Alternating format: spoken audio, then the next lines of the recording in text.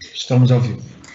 Olá, boa noite a todos, sejam todos bem-vindos, todas bem-vindas a mais uma live aqui do nosso IDOMED Carreiras, né, um momento tão especial, onde a gente começa a dar uma visão para o nosso graduando de medicina do que o espera no futuro, né? O que acontece depois da formatura, quais as oportunidades de mercado, o que acontece na vida de pós-graduação desse médico que está se formando aqui com a gente no Grupo IDOMED. Para quem não me conhece ainda, eu sou João Antônio, eu sou médico, urologista, estou aqui na Estácio como professor desde a primeira turma, há mais de 20 anos, e ocupo o cargo aqui de gerente acadêmico da Diretoria Nacional de Medicina. Lembrar a vocês que a gente tem aqui o nosso chat aberto para vocês fazerem aí todas as perguntas, comentários, sugestões ao longo do nosso bate-papo. E também, em breve, a gente vai postar o link, como vocês sabem, essa atividade vale, né, horas a ser. Então, não deixe, depois que esse link aqui for liberado, fica acompanhando aí o chat, porque em breve a gente vai liberar o link para você poder registrar a sua presença e ter acesso, ter direito a essas horas de atividades acadêmicas complementares. O nosso bate-papo de hoje, os nossos convidados, fazem parte de uma clínica oncológica aqui no Rio de Janeiro, a Clínica Oncológica São Carlos, e vão trazer justamente esse tema, né? Muitos alunos da graduação perguntam, conversam sobre a questão da oncologia, né? Oncologia é um componente curricular do nosso curso de medicina, né? Seja da nossa matriz Estácio, Unifacide, FAPAM, FAMEAC, e é uma vamos dizer assim, uma área de conhecimento médico que, como a gente sabe, permeia todas as especialidades. Então, querendo ou não, você vai se deparar com a oncologia na sua prática médica. Não é à toa, então, que a gente convidou aqui 2 profissionais para falarem com a gente, para baterem um papo com a gente. Hoje a gente tem a presença, a qual eu já agradeço, inclusive, pela doação do tempo, pelo aceite do convite, por estarem aqui compartilhando sua experiência com a gente nesse bate-papo. A Luísa Marinho. A Luísa é jornalista de formação, com carreira voltada para comunicação estratégica, responsabilidade social, corporativa e desenvolvimento organizacional, com especialização em marketing digital. Ela também tem uma pós-graduação executiva em meio ambiente e gestão da sustentabilidade pelo UFRJ aqui no Rio de Janeiro, e o MBA em gestão estratégica e econômica de recursos humanos pela Fundação Getúlio Vargas aqui do Rio. E o outro palestrante é o colega médico José Luiz Fuser, que ele é membro da diretoria executiva e médico coordenador do serviço de radioterapia do Hospital São Carlos, saúde oncológica, tem especialização em radioterapia em Londres e uma pós-graduação também em Londres em oncologia. Vou então, já imediatamente, né, depois de agradecer, passar a palavra então para a Luísa e para o José Luiz Fuser para um bate-papo aqui com a gente sobre essa área de oncologia, sobre a Clínica São Carlos, enfim, o que o médico, inclusive, se quiser trabalhar nessa clínica, precisa ter.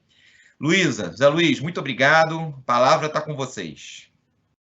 Obrigada, João. Boa noite a todos. É um prazer a gente estar aqui podendo falar um pouquinho da nossa trajetória aqui na oncologia, né, no Hospital São Carlos. Quer falar um pouquinho também, doutor, se apresentar rapidinho? Agradecer, né, o doutor João, a IDOMED, né, a Estácio, por abrir esse espaço, né, a gente fica muito feliz de poder falar, dividir um pouco das ideias, das experiências. Já fui estudante também, com muitas dúvidas da carreira, do que fazer, do que esperava, né, o que esperar após a formação. Então, acho muito bacana a gente estar aqui podendo dividir um pouquinho e trocando um pouco de ideias de como é que a gente vê esse cenário, principalmente na oncologia. Sim, a ideia é que a gente faça um bate-papo com vocês aqui, né? A gente vai trazer um pouco do perfil da nossa empresa, do que o nosso hospital preconiza aí para o perfil médico, né? De quem está vindo buscar trabalhar com oncologia. E a gente vai trazer alguns insights aí para trocar com vocês a partir de agora. Então, a gente vai compartilhar aqui agora uma apresentação com vocês. para a gente começar a falar um pouquinho. Então, o Dr. João já apresentou a gente, né? Então, eu sou aqui o elemento não médico para trazer para vocês uma visão um pouco mais corporativa de como funciona um hospital de câncer, né? Então, o Hospital São Carlos hoje trabalha com um conceito One Stop Care, em que o paciente de câncer encontra tudo o que ele precisa num mesmo lugar. A gente, quando trouxe esse conceito, né, doutora, a gente pensou muito sobre a experiência do cliente, do paciente, no universo da oncologia. Então, é um paciente que precisa muito ter uma troca com a equipe multidisciplinar e encontrar praticidade e agilidade nos serviços médicos para dar o apoio nele nessa jornada do tratamento.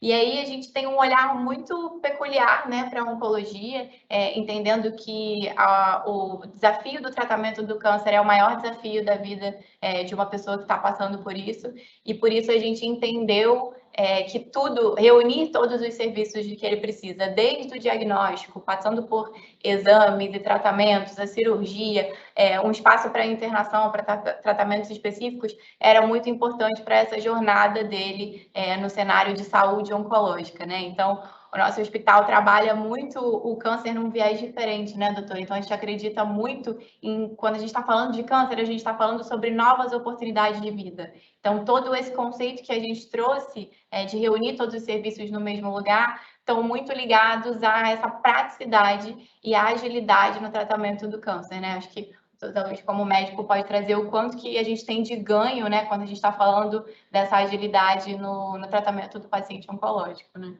É verdade, Luiz. Assim, a gente vê que historicamente, né, o médico ele era muito isolado, né, na prática dele, né? Ele tinha formação, atendia no consultório, pouca troca com as outras especialidades médicas também, pouca troca com outras especialidades multidisciplinares. E o que a gente vê, né, no paciente que tem câncer, né, oncológico, complexo, idoso, na maioria dos casos, com diversas outras comorbidades, outros problemas de saúde, e que ele precisa de um olhar mais completo. Então, não é só onde que está o tumor ou que tratamento eu vou fazer naquele local, mas como é que está o emocional desse paciente, como é que está a parte nutricional dele, como é que estão outros aspectos que ele precisa de assistência, né? Como é que ele é dentro de casa, idoso, com doença, ele tem pessoas para ajudar, como é que ele vai se locomover para o hospital, ele tem... A doença vai impactar na renda dele, a doença vai impactar na capacidade dele de se cuidar, ele tem outros dependentes que precisam dele, então o olhar vai muito além. E, historicamente, né, a gente tem uma cultura de uma oncologia muito fragmentada, espalhada em especialidades distintas, e poucos hospitais, poucas estruturas que culturalmente, né, focam e prezam por esse cuidado mais do todo, né, que a gente chamou aqui de One Stop Care. Sim, e aí dentro desse conceito, como é que a gente trabalha especificamente aqui, né? A gente quer oferecer toda a parte clínica ambulatorial, né, doutor? Então, todos os exames, tratamentos, tudo que ele precisa de acompanhamento. A gente tem um pronto atendimento, uma emergência que dá um suporte aí para o nosso paciente, mesmo quando ele está à distância, e toda a parte de internação e de estrutura, né? De apartamentos para internar, enfermarias, centro de terapia intensiva e a nossa sala cirúrgica que compõe aí esse cenário para que esse paciente seja atendido na sua totalidade aí dentro da parte assistencial. Mas como a gente trouxe, a gente vê essa multidisciplinaridade como um elemento chave para o nosso diferencial desse cuidado. Então, nessa imagem aqui que a gente está apresentando para vocês, a gente traz o quanto que esse trabalho é um trabalho de time, né? É o time assistencial que é comandado aí por esse médico oncologista, junto com os demais especialistas, para tocar esse tratamento e fazer com que esse paciente seja assistido desde a ponta até a essa questão emocional, muitas vezes que ele traz, esse acompanhamento da vida social dele aí no dia a dia. E aí, dentro desse conceito, a gente acredita muito na nossa forma de fazer a oncologia, né? E aí a gente traz aqui um pouquinho da nossa cultura corporativa que é sempre passada para os médicos que vêm trabalhar aqui com a gente, para que eles estejam bem alinhados com esse conceito que a gente quer passar para o nosso paciente, né? Então, a cultura corporativa de uma organização, ela é sempre composta pelo objetivo estratégico, né? Que é a visão, é o nosso objetivo de longo prazo, né? Aonde a gente quer chegar como empresa, como negócio. Então, nosso objetivo aqui, como hospital de câncer, é ser reconhecido por oferecer um tratamento oncológico próximo e personalizado. Então, se vocês repararem, o próximo personalizado, eles estão acima aí da estrutura, dos equipamentos, da equipe, porque essa mensagem ela é composta pelo todo, né? Então, aquele infográfico que a gente apresentou na tela anterior, ele vem compor um pouco disso, né? Quanto que para a gente ser reconhecida por esse serviço, a gente precisa estar trabalhando em equipe, em conjunto, para que o paciente possa sentir essa proximidade, esse acolhimento diferenciado. A nossa missão não poderia ser diferente, né? Então, tratar cada pessoa com excelência e atenção, despertando essa coragem. Então, para eu conseguir tocar no emocional dele, estar próximo, entender se ele está passando por alguma questão particular, emocional ou na vida dele social, eu preciso ter esse olhar diferenciado e o médico vai estar sempre junto dele para fazer esse diagnóstico junto com as equipes. E os nossos valores, né? Os valores são os princípios éticos que vão nos ajudar a cumprir essa missão e alcançar essa visão no dia a dia. Então, a gente vai trazer aqui um pouquinho para vocês como que a gente enxerga esses valores no dia a dia e o quanto que o médico que vem fazer parte do time precisa estar alinhado com esses valores para trazer isso para dentro das equipes.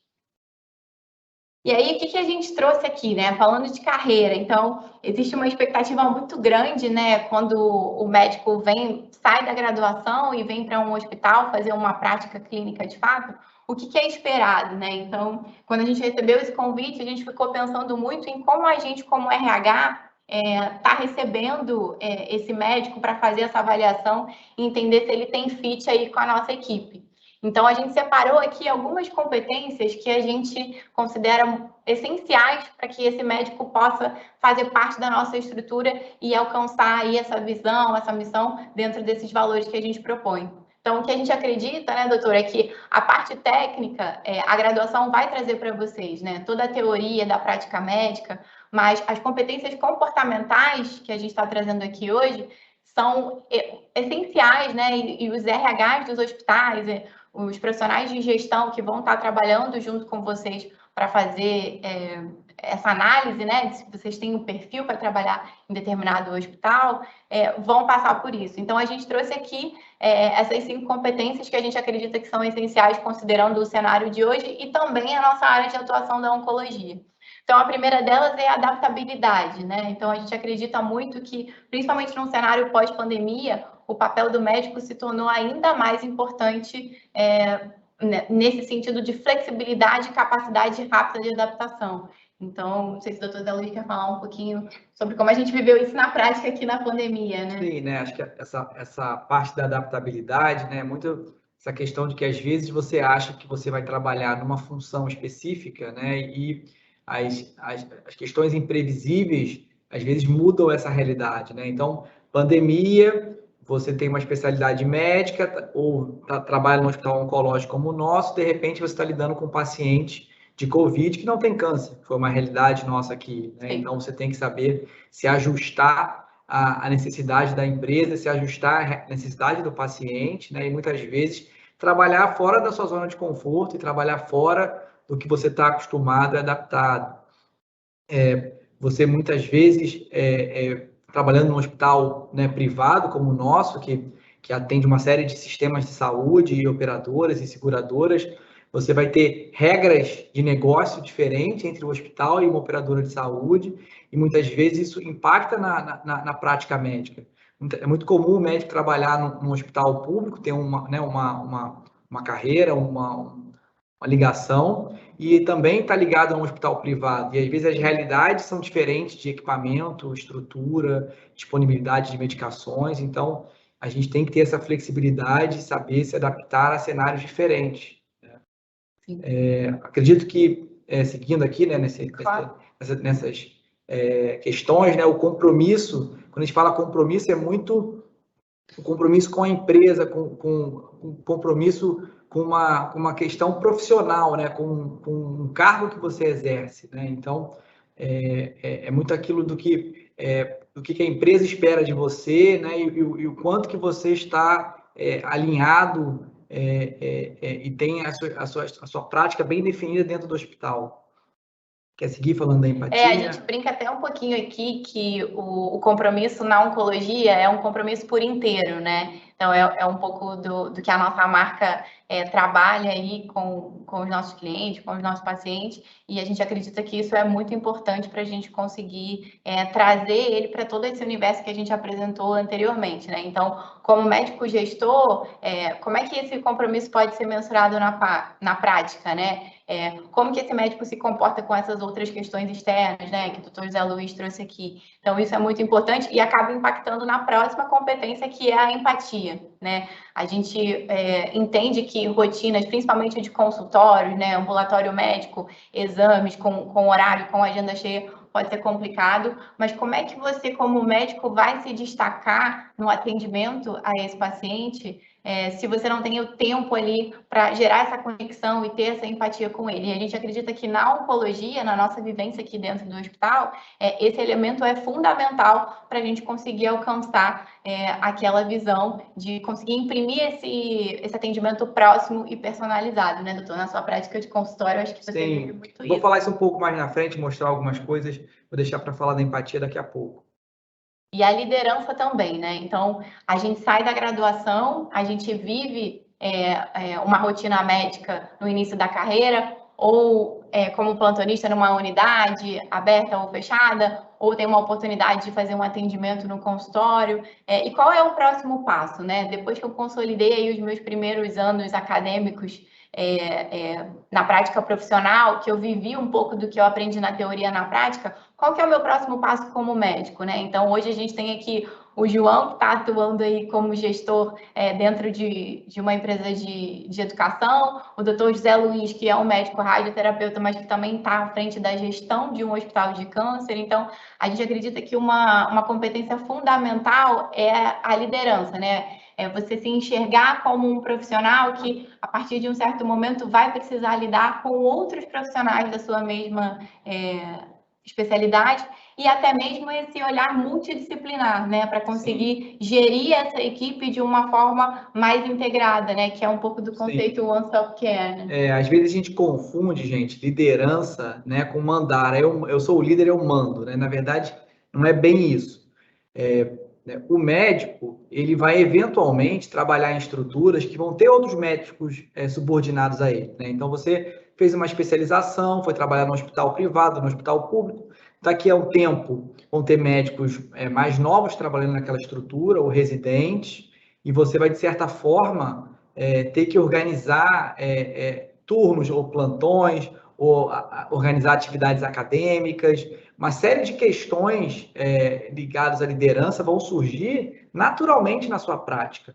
E quando a gente fala de liderança, que não é mandar nas pessoas, é saber se comunicar e trabalhar em equipe, vem muito também da questão multidisciplinar. Porque dentro de um hospital, né, como a gente viu nos outros gráficos, a gente vai lidar com diversos profissionais de saúde, né? Então, enfermeiros, nutricionistas, fisioterapeutas, dentistas, fonoaudiólogos, tem uma gama de especialistas que estão dentro do hospital, né? Historicamente, lá atrás, o médico tinha essa postura, né, mais arrogante, que a gente tem essa questão do médico que manda, os outros profissionais obedecem, a palavra final é do médico, né? Esse tipo de postura, ele já perdeu, ele não tem mais espaço no mercado de trabalho para esse tipo de comportamento. Esse profissional, dificilmente, ele vai se engajar, ele vai criar laços profissionais adequados, ele não vai conseguir se destacar. Então, a gente tem um desafio muito grande que é lidar com outros médicos no dia a dia, lidar com outros profissionais de saúde. A gente precisa aprender na prática, né, a formação de nenhum profissional, aí não é só do médico, mas em outras carreiras, ninguém te prepara 100% para isso, você tem que, no dia a dia, ir adquirindo essas habilidades e tendo esse senso crítico, mas eu acho que, sem dúvida nenhuma, essa liderança essa capacidade de trabalhar em equipe é fundamental para agir na medicina. Sim.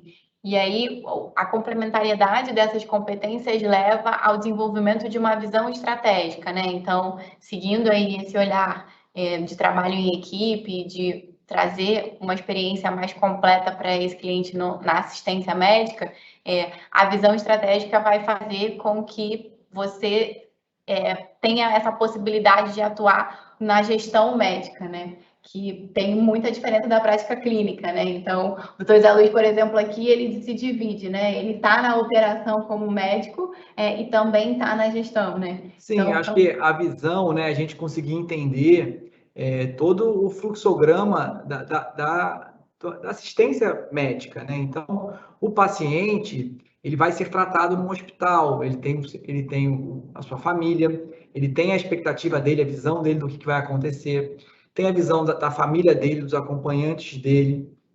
O hospital, ele trabalha para aquele paciente, mas ele também trabalha, muitas vezes, para a operadora de saúde, ou ele trabalha para o SUS, que também tem uma remuneração para o hospital. Então, existe toda a parte documental, toda a parte de posturas e comportamentos. Dentro do hospital, existem regras que a gente segue, né? Vou falar mais a pouco sobre o Ministério do Trabalho, vigilância sanitária, existe uma série de regras e regulações que estão dentro desse mercado de saúde. Então, às vezes, a gente conseguir meio que sair um pouco dessa visão de túnel, né, da nossa especialidade, do que a gente faz, entender como é que o negócio funciona, a medicina, entender que papel a gente tem dentro dele, né, e como é que a gente pode melhor navegar esse cenário, né, ser um profissional reconhecido, e o objetivo principal, que é sempre, né, assistir melhor o paciente, né? Então, acho que essas competências todas são importantes, apesar de parecerem um pouco teóricas. Eu vou falar uns exemplos mais práticos daqui para frente também. A gente pensou em trazer justamente porque como RH, né, quando a gente conversa com um profissional para trazer para dentro de uma unidade de saúde, a gente pensa muito além do currículo acadêmico e técnico, né? Então, a gente entende que o que é passado aí na graduação, vocês veem a fundo tudo que é preciso da parte técnica, mas a oportunidade de vir para um hospital e colocar isso em prática também vai vir em conjunto com essas habilidades que a gente chama de competências comportamentais, né? E isso a gente só vive na prática dentro da unidade em que a gente está trabalhando. E aí, como é que a gente enxerga isso dentro da São Carlos, né? A gente trouxe aqui uma nuvem de palavras, que são as palavras que compõem aí a nossa visão sobre a oncologia, né? E aí agora, entrando um pouquinho mais na especialidade em si, no trabalho que a gente faz aqui dentro do hospital, para a gente, o câncer é essa oportunidade nova de vida, né? Então, a gente trabalha muito aqui com esse conceito de coragem, né? Então, a gente acredita que para enfrentar o câncer é preciso ter coragem. Mas não só o paciente, né? O médico, as equipes, a gente entende que essa atitude de ser coragem, ela perpassa muito essa experiência que a pessoa precisa ter, essa vontade de trabalhar essas outras competências comportamentais. E com isso a gente consegue trazer a empatia, personalizar esse atendimento, ser mais próximo, motivar esse paciente nesse momento de troca e estimular a confiança e o otimismo de que ele vai conseguir superar esse que é o maior desafio da vida dele. Então, a gente vai trazer um pouquinho aqui agora como que a oncologia na prática passa pela vida acadêmica, né? Então, a gente vai falar um pouco do nosso primeiro programa aí de estágio, Introdução à Oncologia. Foi uma turma em parceria com a UERJ aqui do Rio de Janeiro.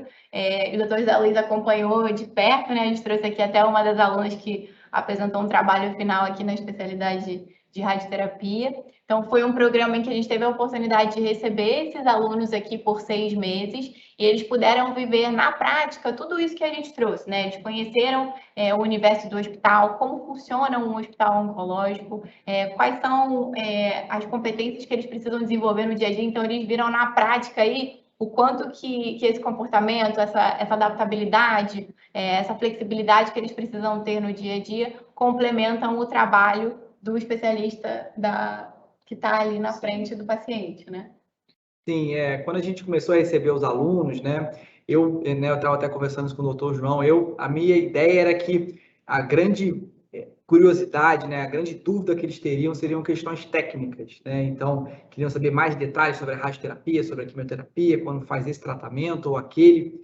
E eu fui vendo ao longo dos meses, né, que os temas mais interessantes era quando a gente falava sobre comportamento, sobre o que o hospital espera de você quando você é contratado, como é que funciona o sistema de saúde, como é que funciona um plano de saúde, como é que funciona a carreira, como é que você deve se relacionar com seus colegas, quais são as dificuldades no dia a dia do consultório com o paciente, com a família. Então, eu fui vendo que as questões muito técnicas, né, que todos nós temos acesso hoje em dia, né, com a internet, livros, guidelines, protocolos, que essa parte não era o grande interesse, né? Então, eu fui vendo muito esse outro lado, né? E aí, por isso que eu decidi ter uma abordagem muito mais nessa visão mais holística, né? E pretendo falar isso para vocês nos próximos slides. Então, assim, a oncologia está em todo lugar, né? Então, a ideia é que, se você decidiu fazer medicina, você está fazendo oncologia, não tem jeito. Se você não quer trabalhar com oncologia, não termine a faculdade de medicina, tá? Por quê? Porque não tem especialidade médica que você possa exercer que você não vai trabalhar com paciente que tem um câncer. Ah, mas eu vou fazer radiologia. Você vai dar laudo de exames de pessoas com câncer, tem que entender o mínimo, porque você vai ter que conversar com o oncologista do paciente. Ah, eu vou fazer patologia. Você vai dar laudo em lâminas de câncer. Ah, eu decidi fazer pediatria. Crianças também têm câncer. Se você fizer pediatria clínica, em algum momento você vai ter que dar uma notícia para um pai, para uma mãe, uma notícia difícil. Como é que você vai se preparar para isso? Ah, eu vou ser otorrino. Otorrino também faz diagnóstico de câncer. Ah, mas eu sou cardiologista ou eu sou clínico. Você ou vai diagnosticar câncer nos seus pacientes no ambulatório, ou em algum momento seus pacientes em acompanhamento vão ter câncer. E eles vão ter o quê? Complicações da doença, complicações das terapias. E você vai ter que saber manejar essas complicações. Hoje a gente sabe que o câncer é a segunda maior mortalidade no mundo, né? Trouxe um gráfico aqui do Brasil, mas se a gente pegar de qualquer lugar do mundo, câncer é sempre em segundo lugar e as doenças cardiovasculares em primeiro. Mas dentro desse mundo da doença cardiovascular, também tem pacientes com câncer que morreram das complicações. Então, assim, vocês estão fazendo oncologia, não tem como fugir disso. O papel do médico, né, ele vai muito além de fazer uma terapia específica. Então, assim, se eu sou médico, ou se eu trabalho com oncologia, então meu papel é prescrever quimioterapia ou prescrever radioterapia. Na verdade, né, a gente tem uma capacidade de impactar de forma muito relevante os pacientes quando eles estão no consultório com a gente, né? Todos vocês que estão assistindo já devem ter tido consultas médicas suas, ou dos seus parentes ou amigos, e vocês devem lembrar de alguma coisa que algum médico disse uma vez que ficou. Então, assim, a gente tem um poder muito grande de educar. Então, a gente tem que tentar usar esse poder para fazer o bem, né? Então, a gente tem que, primeiro, ter muita empatia, né? Então, o que é empatia? É a gente conseguir se colocar no lugar do outro. Então, eu tenho todo dia, quando eu venho para o hospital atender pacientes, pensar, poxa, se eu fosse esse paciente que está vindo aqui pela primeira vez, que está 2 dias pensando como é que vai ser a consulta, o que o médico vai dizer, o que vai acontecer, ensaiando a consulta e diálogos, né, fantasiosos na mente, durante, às vezes, dias antes da consulta. Eu quero que esse paciente saia daqui, essa família que vem junto, que muitas vezes tem ideias diferentes e preocupações diferentes do paciente, eu quero que ele saia melhor do que ele entrou. Não pelo remédio que a gente vai dar, mas eu quero que ele saia num ambiente melhor, um astral melhor. E o astral melhor não necessariamente é porque a gente vai curar ou vai resolver o problema da vida dele, mas é porque a gente vai dar importância ao que ele tem para dizer. Então, a gente tem que valorizar muito o nosso tempo com o paciente. Eu trouxe um gráfico aqui que mostra uma questão interessante para a gente refletir, que é a venda de cigarros em adulto no século XX até o início do século XXI. Então, em preto, né, a gente vê a venda nos Estados Unidos, né, por exemplo, um pico nos anos 60 a 70 de venda de cigarros e um declínio muito relevante. Quando a gente peguei um dos países da Europa, a Espanha, que teve um aumento do uso do cigarro muito mais tardio, mas que não teve, de forma muito significativa, uma redução nos últimos anos, né? E o que isso vai impactar Esse hábito não saudável, exógeno, gerou nas populações mundiais? Ele gerou isso aqui. O que é isso aqui? A gente vê no século XX, né, a mortalidade de câncer de todos os tipos, e a gente tem uma aberração. A gente tem uma curva aqui que ela simplesmente se desgarra das outras, né? E mais ou menos 20 anos após o pico do gráfico anterior, ela atingiu o seu ápice, que é justamente a morte por câncer de pulmão. E a gente vê a redução, né? Essa curva voltando mais para a média das outras curvas. Isso é o quê? Isso é campanha de educação, né? São as campanhas multidisciplinares, são programas antitabagismo, é o médico, mas não só o médico falando no consultório. Então, essa redução, ela é mais impactante, parar de fumar é mais impactante do que qualquer quimioterapia ou radioterapia. Hoje a gente tem estudos que pacientes com câncer de pulmão avançado, se eles não param de fumar, o ganho deles de sobrevida com retratamento é muito pequeno. Então, assim, nosso papel também é educar. Então, assim, a gente tem que usar esse tempo com o paciente para deixar um legado positivo. E para isso, aquelas competências que a gente conversou são muito importantes, porque a gente tem que ter compromisso, a gente tem que ter empatia, a gente tem que estar bem-humorado, a gente tem que ter a capacidade por 30.000 dias consecutivos repetir as mesmas coisas, os pacientes têm as mesmas dúvidas, eles perguntam as mesmas coisas, só que para aquele paciente, aquela é a consulta dele. Ele não quer saber se você já repetiu essa mesma história hoje, ontem, semana passada, em 2020. É a vez dele, ele tem as dúvidas dele, e você tem que tratar as dúvidas dele como se fosse a primeira vez na sua vida que você estivesse respondendo aquilo, com entusiasmo, com animação, com energia. Outro grande desafio da oncologia e do câncer como um todo, né? Os idosos vivem mais, né? O que acontece? As pessoas vivem mais com câncer. Por quê? Porque o avanço das terapias trouxe um aumento da sobrevida. Aqui a gente está vendo Estados Unidos, né? Tudo bem, é um exemplo específico, não é a realidade exata do nosso país, mas é uma realidade de mundo real. E a gente vê nessas setas do lado esquerdo, não sei se está muito pequeno para vocês, mas do lado esquerdo a gente vê sobrevida de 5 anos nos anos 70 e agora na década passada. Então, a sobrevida de qualquer câncer em 5 anos subiu de 50% nos anos 70 para 67% na década passada. Alguns tumores, como próstata, que os pacientes viviam em torno de 67% em 5 anos, agora 98% de sobrevida em 5 anos. Então, o que isso quer dizer? Os nossos pacientes vivem mais, eles vivem com a doença, com as sequelas da doença, com as sequelas das terapias.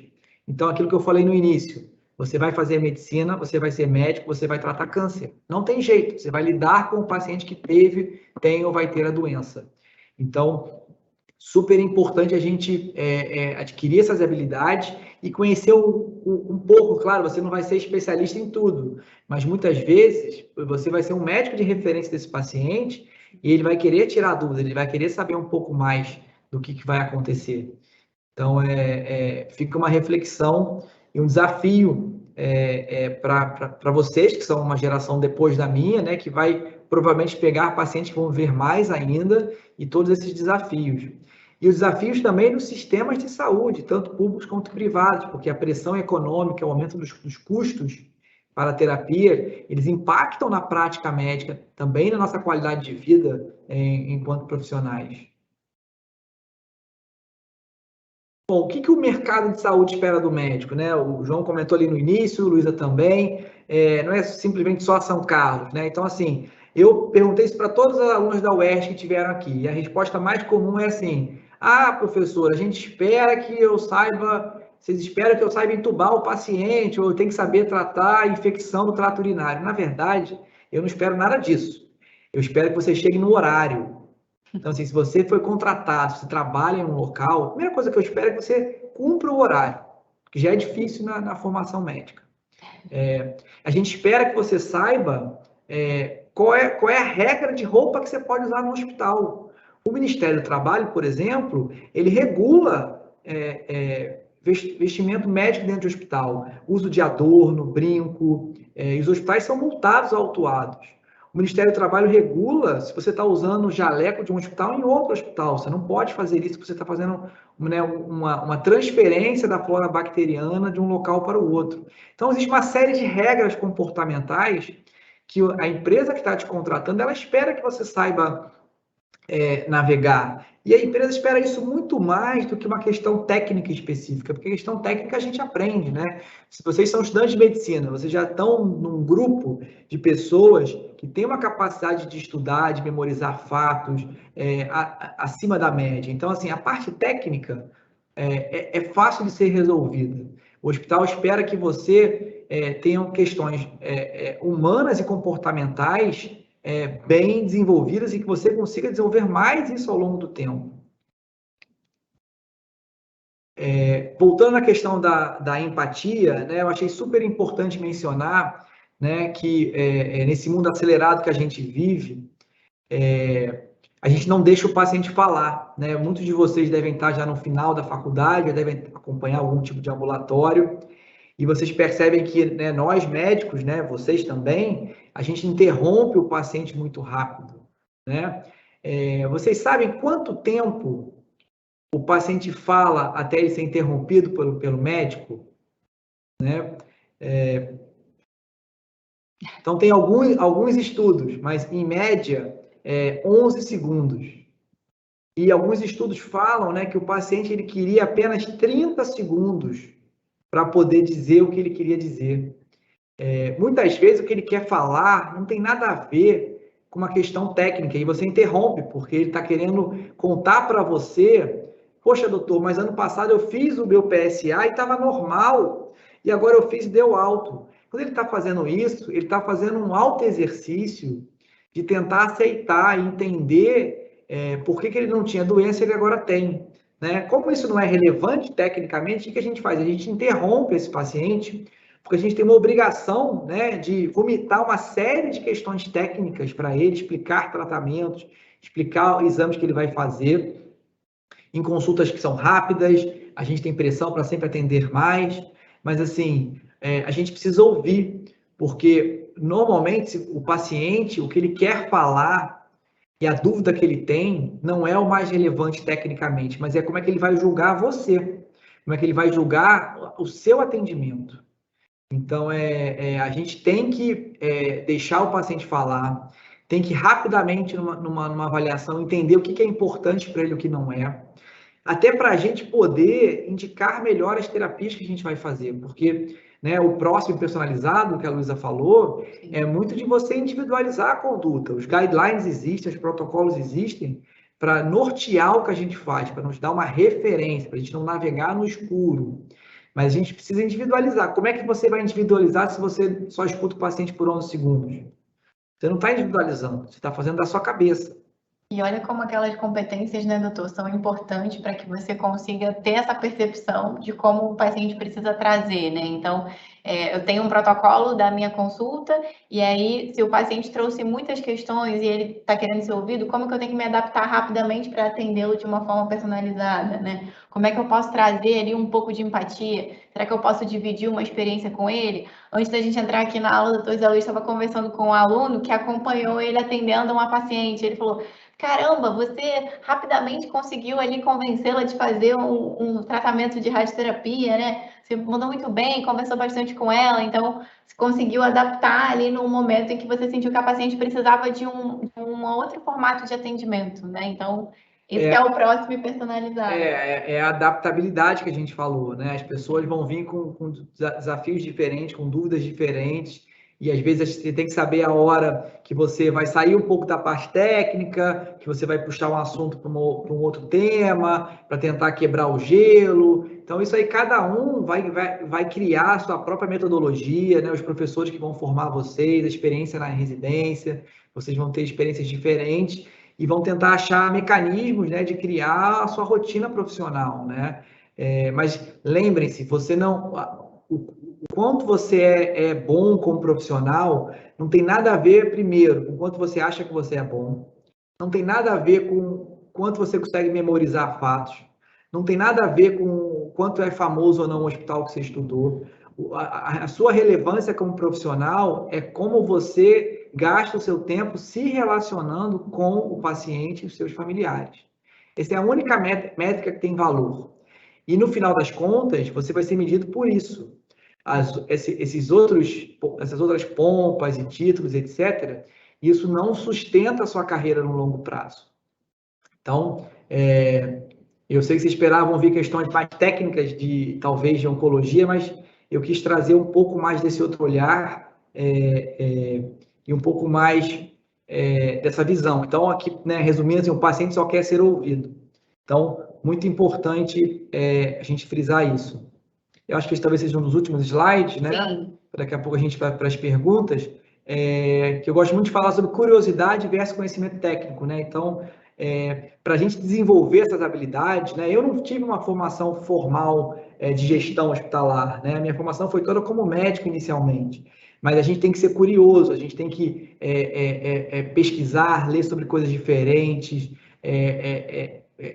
procurar experiências novas dentro do trabalho, dentro da empresa. Então, é essa curiosidade que vai fazer com que você adquira novas habilidades, né? Ler livros que não sejam só sobre medicina, assistir apresentações que não sejam só sobre parte técnica. É muito importante. Na minha área de radioterapia, eu tive uma das primeiras oportunidades de ir num grande congresso de radioterapia e eu fiquei muito decepcionado no primeiro dia que eu peguei o papel do evento, que a aula plenária principal ia ser feita por um gestor de uma companhia aérea. E eu falei, poxa, eu vim aqui nesse congresso longe, gastei o meu dinheiro, poxa, a aula plenária vai ser sobre segurança da aviação. E quando eu sentei lá, eu fiquei encantado, porque muito do que ele falava da segurança e como a indústria da aviação evoluiu nas últimas décadas para trazer mais seguranças no voo, como aquilo tinha aplicação na medicina e na minha especialidade, que é a radioterapia. Como eu podia aplicar vários daqueles conceitos. Eu nunca teria imaginado que eu poderia. Então, são os primeiros aprendizados que eu tive, que a gente tem que ser curioso, a gente tem que buscar conhecimentos fora da casinha mesmo, e esses conhecimentos, né, que vão complementar a parte técnica, que, repito, é a parte mais fácil, cada vez é mais fácil, porque a parte técnica está cada vez mais disponível, né? A internet traz esse acesso para a gente. Bom, era isso que eu queria falar, né, Luísa? Quer falar alguma coisa para você? Eu ia só complementar aí nesse final, né, que isso vai ser esperado, né? Então, essa curiosidade e esse alinhamento dessas competências aí comportamentais, dessa vivência e dessa capacidade de ter essa empatia ali com o paciente na ponta, é o que vai fazer a diferença na hora do hospital te enxergar como um profissional diferenciado, né? Então, qual que é a diferença de eu vir fazer alguns plantões e não ter uma ligação com essa instituição, né? Então, a gente espera também muito isso enquanto hospital, né? Ou principalmente no nosso segmento de oncologia, que esse médico que vem, ele tem a curiosidade, né, e a vontade de explorar o universo do hospital como um todo e não só ali a área de atuação. Então, o médico que tem um papel aqui de ser um plantonista da nossa unidade de internação, ele pode trocar muito com o Dr. José Luiz nos atendimentos do ambulatório, né, nos consultórios, no dia a dia do paciente. Ele pode aprender sobre radioterapia sem precisar estudar academicamente essa especialidade. Então, é esperado do RH que vocês busquem essa complementaridade do conhecimento técnico através dessas outras de leituras, de estudos e de trocas práticas na vivência dentro do hospital, né? Então, a gente queria trazer um pouquinho desse nosso olhar, da nossa experiência em oncologia e abrir para perguntas, para saber o que vocês têm aí de dúvida sobre a realidade do Hospital de Câncer, né?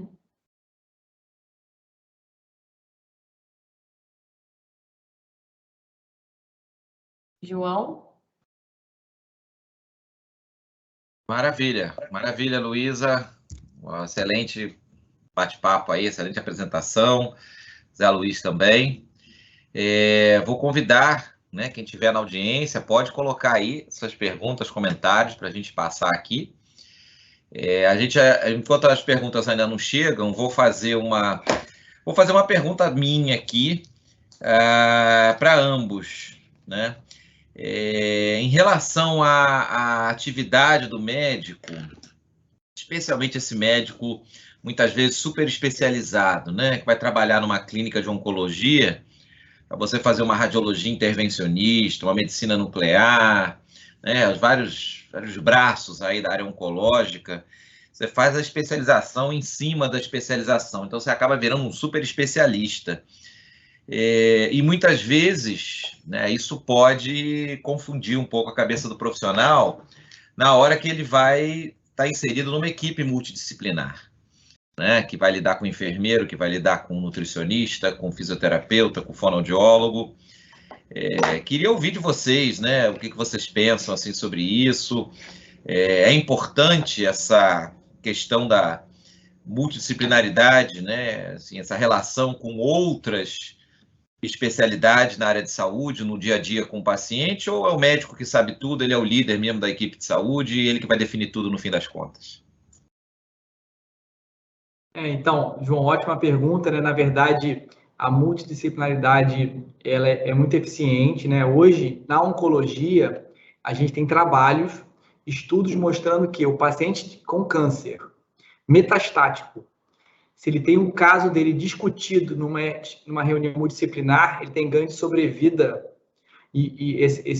O principal estudo que foi publicado na ASCO, que é o Congresso Americano de Oncologia, há 3 anos atrás, o ganho de sobrevida do paciente que é discutido na reunião multidisciplinar versus o que não é maior em alguns tumores do que os avanços de quimioterapia nas últimas 2 décadas. Então, só do paciente ser discutido num ambiente multidisciplinar, tirar o viés do super especialista, né? Porque nós, como ultra especialistas, às vezes a gente tem um viés de indicar só a nossa especialidade, ou indicar um tratamento que a gente acredita, que a gente confia, e estar num ambiente que tenham outros médicos e outros profissionais, e que às vezes tentam enxergar o paciente desses ângulos todos, né? Isso impacta positivamente, né? Isso é tão forte que em alguns países como o Reino Unido, o paciente, a discussão multidisciplinar no diagnóstico do câncer é obrigatório. Tem que estar registrado em prontuário e o paciente tem que receber uma cópia por correio eletrônico ou por correio normal. Então, existe uma obrigação legal de discutir o caso justamente pela comprovação do ganho de sobrevida. Sobre a questão da formação que você falou, né, que eu achei muito interessante, lembrar aos alunos o seguinte: existem várias maneiras para trabalhar com câncer, né? Eu falei, né, de uma forma um pouco brincando que todo mundo vai trabalhar com câncer, mas assim, existem algumas carreiras em que você vai ter muitos anos de residência e outros não. Então, por exemplo, medicina nuclear, como o doutor João falou, é uma residência direta da faculdade. Você não precisa fazer, por exemplo, clínica médica antes ou radiologia. Radioterapia também é uma formação direta da faculdade. Você não precisa fazer radiologia ou outra formação. Então, é um exemplo de 2 áreas específicas, né, que você consegue entrar direto da faculdade. Já né, a parte cirúrgica, né, as residências são mais longas, né, tem que muitas vezes fazer cirurgia geral antes de fazer uma especialização oncológica, dependendo da área. Oncologia clínica, né, que é a parte mais de prescrição de medicações, quimioterapia, normalmente você tem que ter feito clínica médica antes. Então, tem algumas áreas que realmente o encarreiramento é mais longo, mas também existem opções direto da faculdade, né? Então, acho que tem espaço um pouco para tudo. E pegando esse gancho aí na multidisciplinaridade, né, a gente tem aqui, né, doutor, uma rotina desse encontro multidisciplinar entre as áreas para fazer essa análise do diagnóstico dos pacientes. Então, a gente tem uma reunião clínica às terças-feiras, em que não só a equipe médica, mas os outros profissionais que compõem aí, nutricionista, psicólogo, fonoaudiólogo, o médico nuclear, o radiologista, o oncologista, o radioterapeuta, discutem os casos dos pacientes aqui, para a gente ter essa oportunidade de troca entre as especialidades, pensando nesse diagnóstico mais preciso, né, e nessa agilidade do tratamento. Então, esse conceito One Stop Care que a gente criou aqui para a oncologia, ele é pautado nessa troca da multidisciplinaridade. Então, o médico que vier trabalhar com a gente, ele não vai trabalhar com o médico com a conduta dele sozinho, né? Então, ele naturalmente vai conversar aqui com as equipes que são também voltadas para a oncologia. E uma coisa que a gente trouxe muito aqui para o nosso ambulatório, né, doutor, foram as especialidades médicas que complementam o trabalho aí do oncologista, do médico nuclear e do radioterapeuta. Então, a gente identificou que a gente tinha uma demanda para cardio-oncologia, né? Sim, que é uma área nova, né? que é o cardiologista que se especializa no tratamento das toxicidades, né, das terapias oncológicas, radioterapia, quimioterapia. Então, é uma área nova, que vem crescendo muito, porque, como a gente viu, os pacientes vivem mais, eles têm complicações cardíacas que, às vezes, nós, especialistas em algumas áreas, não sabemos manejar. E esse paciente é idoso, então ele já tem, muitas vezes, né, uma comorbidade.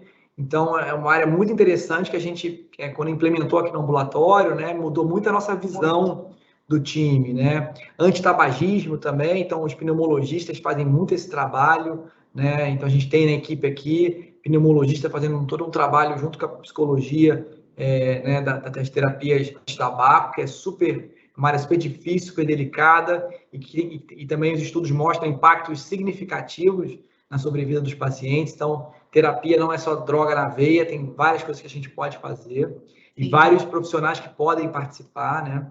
Então, quando a gente fala também, né, que independente de você se aprofundar na oncologia ou não, você vai ter esse contato, a gente também está falando sobre essas outras especialidades médicas, né? A endocrinologia, por exemplo, se tornou essencial aqui para o nosso trabalho nos tumores de tireoide, né? Então, a gente tem esse acompanhamento próximo aqui no nosso ambulatório também. Então, olha as oportunidades que a gente tem, né, aí de carreiras médicas em diferentes especialidades, conversando com essa multidisciplinaridade da oncologia. Então, a gente acredita muito nisso aqui e é um trabalho de equipe mesmo, né? Maravilha.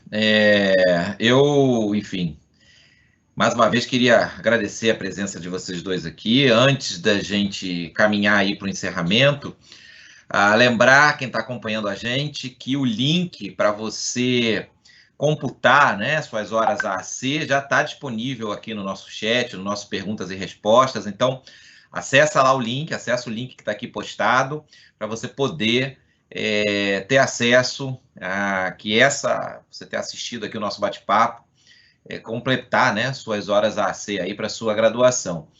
E queria encerrar, quer dizer, realmente a oncologia é uma área que tem diversos nichos de atuação, né? Eu acho que isso ficou bem claro aqui nesse bate-papo.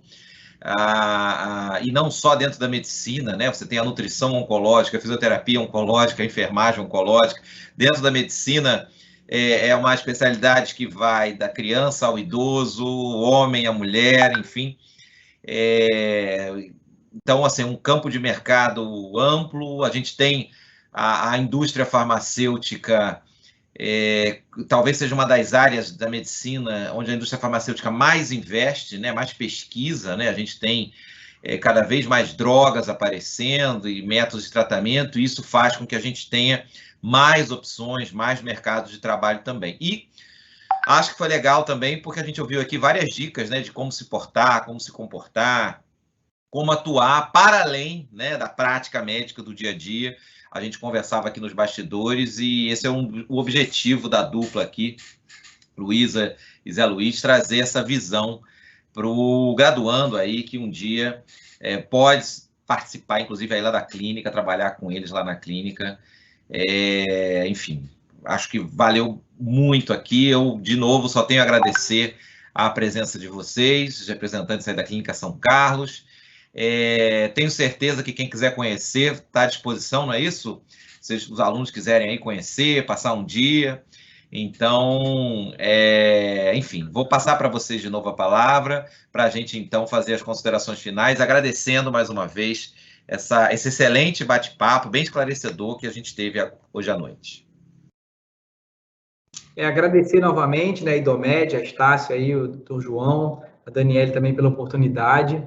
A gente começou esse ano, apesar de ser pandemia, né, a pensar um pouco mais nessa parte de educação do graduando, né? Então a gente mostrou esse programa com a UERJ. Então a gente vai desenvolver mais projetos para o aluno, sim, no futuro próximo. O pessoal vai seguir as nossas redes sociais, a gente vai divulgar isso em pouco tempo. E sim, estamos de portas abertas para receber os alunos. A gente tem alguns projetos em andamento para um tour oncológico, conhecer o hospital, conhecer as especialidades. Eu acho que isso é super importante, a gente está super animado com essa perspectiva de recebê-los. Sim, agradecer também a Daniele, né, que fez o convite, a Estácia, a Idomedes, o Dr. João, e lembrar também para os alunos que no nosso site a gente tem o link para a nossa página de carreira também, né, que a gente divulga as oportunidades, então, não só aí para a área médica, mas para a equipe multidisciplinar também, para vocês conhecerem um pouquinho do que a gente quer trazer aqui como cultura. A gente falou aqui rapidamente, né, do universo corporativo do Hospital Oncológico, mas convidar vocês também a entrarem no nosso site, conhecerem um pouquinho da nossa história e, claro, acompanharem nas redes sociais, porque sim, a gente tem alguns projetos futuros aí que podem interessar bastante, principalmente os alunos de medicina. Então, obrigada aí, espero que tenha sido positivo para todos. Maravilha. Obrigado a todos, então. Uma boa noite e até o próximo evento aqui da Idomed Med Carreiras. Boa noite a todos. Tchau, tchau. Até logo. Boa noite.